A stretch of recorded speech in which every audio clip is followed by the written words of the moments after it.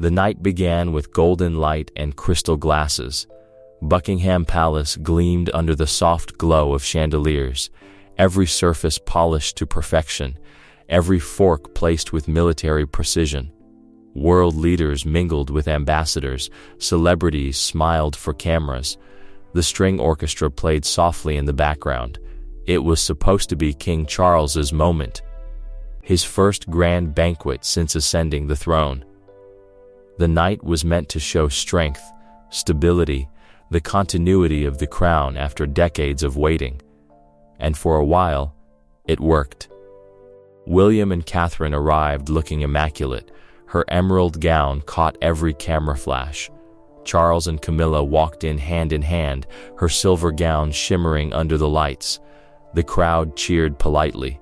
The toasts were made. Everything was going exactly as planned. But then, Tom Parker Bowles pulled up in his sleek black car, and the night took a turn no one could have predicted. To understand what happened next, you need to understand the history. Tom Parker Bowles is Camilla's son. He has built a career as a food writer and critic, respected in his field, far removed from the world of royal politics. But to William, Tom has always represented something more complicated. He is the living reminder that Camilla's family has become woven into the fabric of the monarchy. A reminder that the woman who was once his mother's rival is now queen, and that her children have been given prominent places within the royal orbit. The dinner itself went through the motions. The orchestra played softly, endless tables covered in white cloth and crystal glasses, toasts about unity and history and the bond between nations. Tom sat only a few seats away from Charles, laughing easily, chatting with ministers about food and restaurants. Some guests found him charming. William, according to palace sources who observed him that evening, was noticeably reserved. His smiles were polite but did not reach his eyes. His conversation with those seated near him was brief and formal. And Harry wasn't even there. Across the ocean, he had chosen a different life. His empty chair was its own kind of statement. The night carried an undercurrent of tension that the cameras couldn't quite capture. Polite on the surface, complicated underneath. When the banquet finally ended, guests began filtering out into the London night. Charles excused himself, told Camilla he needed air. He walked through the palace corridors, his footsteps echoing against marble. The portraits on the walls seemed to watch him pass. He stepped outside into the crisp courtyard. The guards stood at their posts, silent and watchful. The line of black cars gleamed under the lanterns, and that's when he noticed Tom's car. The trunk wasn't fully shut, just a small gap, almost invisible, but enough to draw attention.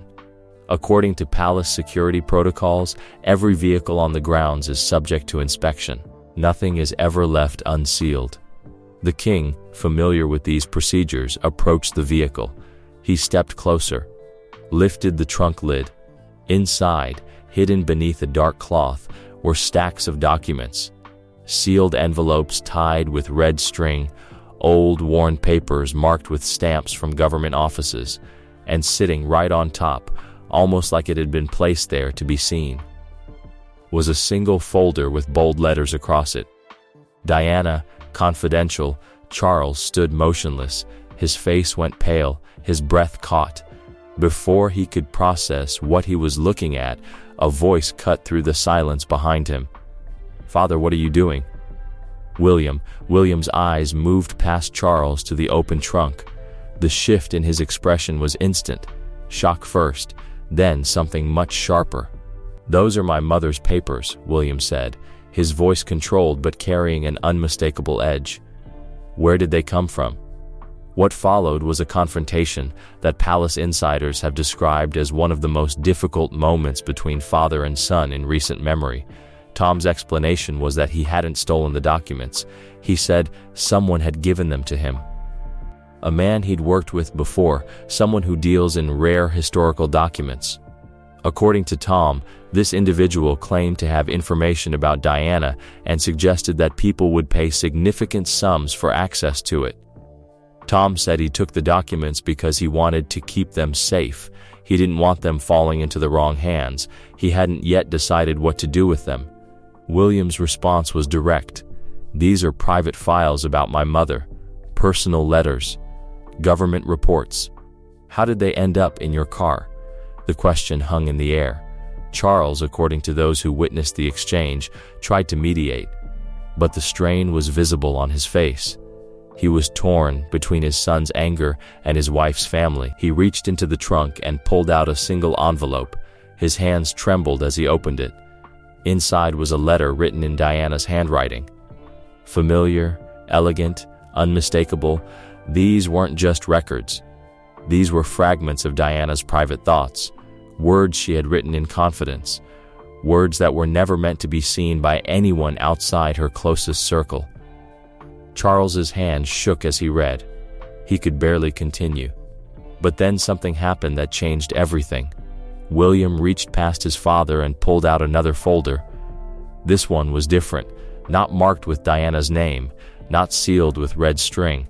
It was a government file, marked with official stamps, and it contained something that made William's blood run cold.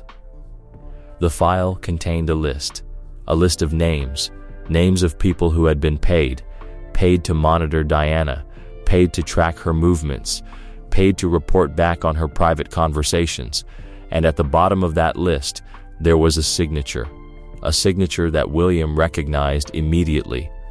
It was the signature of a senior palace official, an official who had served the crown for decades, an official who had always presented himself as Diana's friend. William stared at the document. He read it again. He could not believe what he was seeing. "Father," he said, his voice barely above a whisper, "do you know what this is?" Charles looked at the document. His face went pale. "Where did this come from?" William demanded. "Who authorized this?" The answers to those questions would lead to discoveries that no one could have anticipated. The investigation that followed was conducted quietly but intensively. Palace lawyers were consulted, security services were brought in. Questions were asked about how documents of this sensitivity had ended up in Tom's car, and slowly, a picture began to emerge. According to sources familiar with the investigation, the documents were not a random collection. They were part of a larger archive of materials that had been removed from palace records years earlier, materials that were supposed to have been destroyed. The question was, who had taken them? And why? The trail led to a former palace employee, a man who had worked in the royal household during Diana's time, a man who had retired years ago and was now living quietly in the countryside. When investigators located him, he was initially reluctant to speak, but eventually he told a story that left everyone stunned. The former employee claimed that in the years following Diana's death, there had been a systematic effort to bury her memory. Files had been removed from archives, letters had been taken out of circulation, records that might have shed light on her treatment had been quietly disposed of. But not everything had been destroyed. Some items had been saved, removed from the palace before they could be lost, hidden in private hands, waiting for the day when the truth could finally be told. According to the former employee, he had been approached years ago by someone who wanted to ensure that Diana's story would not be erased, that someone had asked him to help preserve certain documents, and he had agreed. The documents had been passed down through a chain of private individuals, moving from hand to hand, always protected, always hidden, always waiting for the right moment to emerge, and somehow that chain had led to Tom Parker Bowles. But here is where the story takes an even more remarkable turn. The former employee named the person who had originally approached him. It was not an outsider. It was not a journalist or a historian. It was someone who had worked closely with Diana, someone who had been with her in her final years, someone who had seen what the palace had done to her and had sworn to never let it be forgotten. That person, according to the former employee, had passed away several years ago. But before they died, They had entrusted the documents to a network of individuals who shared their commitment to preserving Diana's memory. The network had operated in secrecy for decades. They had never sought publicity. They had never sold the documents. They had simply kept them safe, waiting for the right moment to reveal the truth. And then, somehow, the documents had ended up with Tom. What had Tom actually known? According to his account, he had been approached by a man he had worked with before, a man who knew of Tom's connection to the royal family, a man who suggested that Tom might want to see something important. Tom had not been told the full extent of what he was being shown. He had been given a sample, and he had been told that there was more, much more. He had taken the documents because he wanted to protect them. He had not told his mother. He had not told his stepfather. He had not told anyone. He had simply put them in his car and driven to the palace banquet, planning to figure out what to do next. The irony, as many observers noted, was that his attempt to protect the documents had led directly to their discovery. But the investigation uncovered something else, something far more troubling. According to sources, the documents included not just Diana's letters and government records, they also contained evidence of a broader pattern, a pattern of surveillance that extended beyond Diana to other members of the royal household. There were records of phone taps, records of private conversations that had been monitored, records of individuals who had been paid to report on the movements and conversations of members of the family. Some of these records dated back decades. Some were more recent. The scope of the surveillance, according to those who reviewed the documents, was far wider than anyone had anticipated. The palace was reportedly shocked by the findings. Senior officials who had been unaware of the surveillance were said to be furious. Questions were asked about who had authorized it and why. The answers, according to sources, led to a senior figure who had long since retired, a figure who had been trusted by the institution, a figure who had apparently believed that surveillance was necessary to protect the crown. The revelation of this broader pattern added a new dimension to the crisis. It was no longer about Diana alone. It was about a system that had operated in secret for years. A system that had violated the privacy of members of the royal family themselves. The investigation also uncovered something else, something that would prove to be the most significant discovery of all.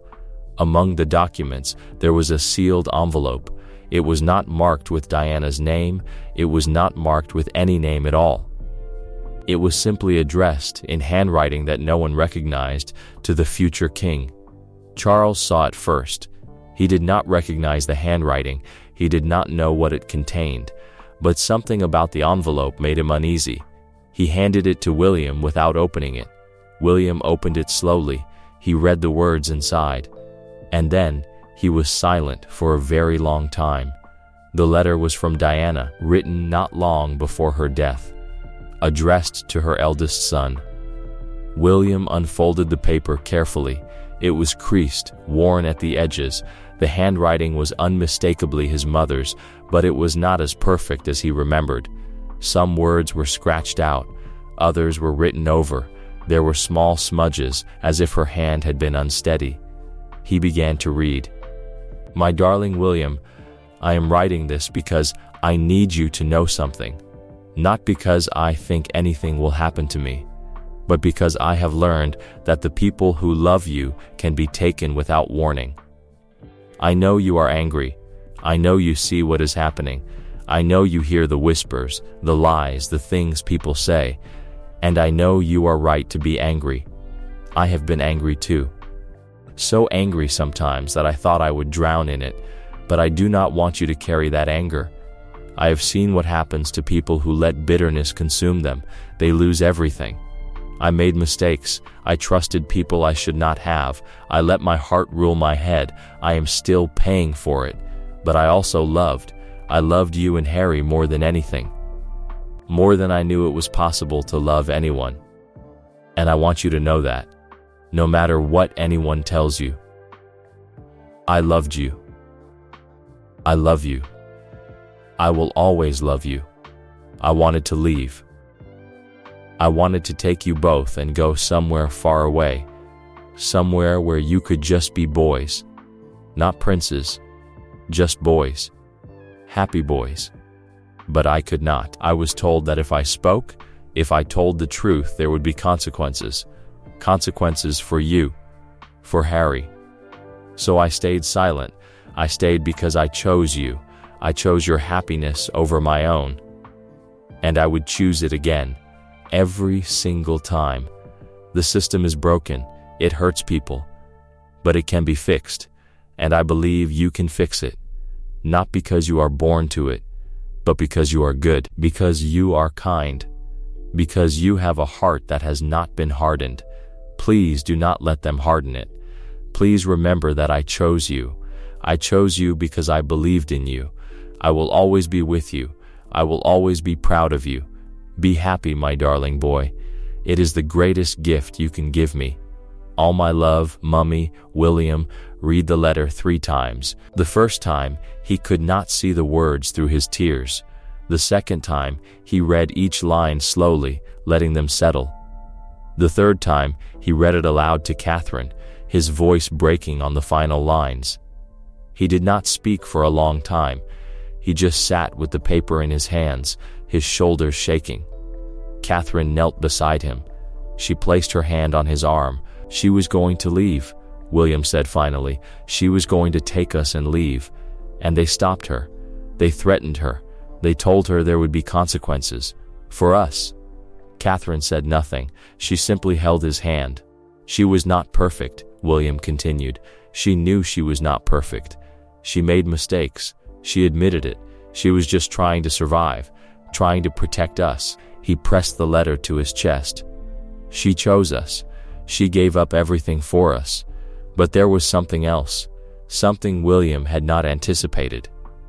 Among the documents was a sealed envelope that had been tucked inside a larger folder. It was not marked with Diana's name. It was not marked with any name at all. It simply had a date written on the outside. 6 months before his mother's death. William opened it slowly. His hands were steady, but his heart was pounding.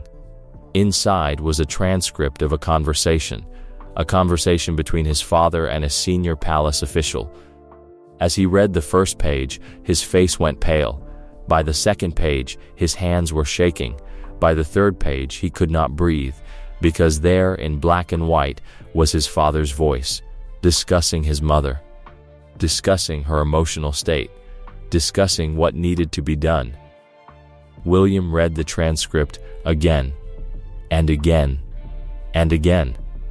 I do not want her destroyed, Charles was heard saying. I just want her contained. Quiet, I want her to stop causing trouble. William stared at the words. His father had not wanted his mother destroyed. He had just wanted her contained. Quiet. Stopped from causing trouble. And that is exactly what had happened. He sat in his study until dawn. When Catherine found him, he had not slept. William, she said softly, what is it? He handed her the transcript. She read it. Her face went pale. William, this does not mean he wanted her. I know what it means, he said. It means he did not stop it. It means he knew. He knew she was being monitored. He knew she was being pressured. And he did nothing. He just wanted her contained. Quiet. He got exactly what he wanted. The confrontation came 3 days later. William went to Clarence's house. He did not call ahead. He did not warn anyone. He walked into his father's study and placed the transcript on the desk. Charles looked at it. His face went pale. Where did you find this? Among the documents, William said. The documents that were in Tom's car. Charles said nothing. Father, William said, I need you to tell me the truth. The whole truth. Not the version you have told yourself. Not the version that makes it easier to sleep at night. I need to know what you knew. What you did. What you did not do. The silence stretched. Charles looked at his son. His face was aged, exhausted, the weight of decades pressed down on him. I knew, he said finally. I knew she was being monitored. I knew people were reporting on her. I knew she was being pressured. But I did not stop it. I told myself it was necessary. I told myself it was for the best. For whose best? William asked. Yours? The palace's? Charles looked away. I do not know, he said. I do not know anymore. William's voice was steady, but it carried a coldness that Charles had never heard before. She was your wife, the mother of your children. And you let them do this to her. You let them destroy her. Charles looked up. His eyes were wet. I was weak, he said. I was weak and I was scared, and I was told what to do. I was told she was a problem. I was told she needed to be handled. And I let them handle her. She was not a problem, William said. She was a person. She was my mother. She was Harry's mother. And you let them destroy her. Charles said nothing. He could not. I loved her, he said finally. I did love her. In the beginning I loved her, but it was complicated. It was always complicated. And I made mistakes. Terrible mistakes. William stared at his father. Something shifted in his expression. Father, he said, I am not going to destroy you. I am not going to destroy the monarchy. I am not going to destroy Camilla. That is not what she would have wanted. He paused. But I am also not going to let this happen again. I am not going to let the system destroy anyone else. And I am not going to let you pretend that you did not play a part in what happened to her. Charles nodded slowly. His face was wet with tears. I know, he said. I know. And I am sorry. I have been sorry for so long. I just did not know how to say it. William said nothing. The story of the trunk that wasn't fully shut became something else. It became the story of a mother's love that had survived beyond the grave. It became the story of a son who had finally understood what his mother had sacrificed. It became the story of a father who had finally, after all these years, been forced to confront the truth. Tom Parker Bowles, the man who had unknowingly set everything in motion, carried his regret quietly. He had never sought the spotlight. He had never wanted to be part of royal drama. In the months that followed, he withdrew from public life. He continued his work, but he was more guarded, more private. According to those close to him, he never stopped feeling responsible. I thought I was protecting something important, he told a friend. I did not realize how much damage I would cause. I will carry that regret for the rest of my life. Camilla eventually forgave her son, but the relationship between them was altered. The trust that had once been unquestioned was now complicated. Tom's actions had nearly destroyed everything she had built. William kept his mother's letter with him always. He did not speak of it publicly. He simply carried it, folded in his pocket, close to his heart. He did not forgive his father, not completely, not yet, perhaps not ever. But he moved forward. He honored his mother's memory by building something better. He fixed what was broken. He became the king his mother had believed he could be. Catherine wrote in her private journal, "There is a peace in him now that I have not seen before. He still carries the anger, he still remembers the pain, but he is no longer consumed by it." His mother's letter gave him something he did not have before: permission. Permission to let go. Permission to move forward. Permission to be the man she always knew he could be. In the end, what mattered most was not the trunk, not the documents, not the secrets. What mattered most was the love that had been hidden among them. A love that had survived everything. A love that had finally, after all these years, set him free.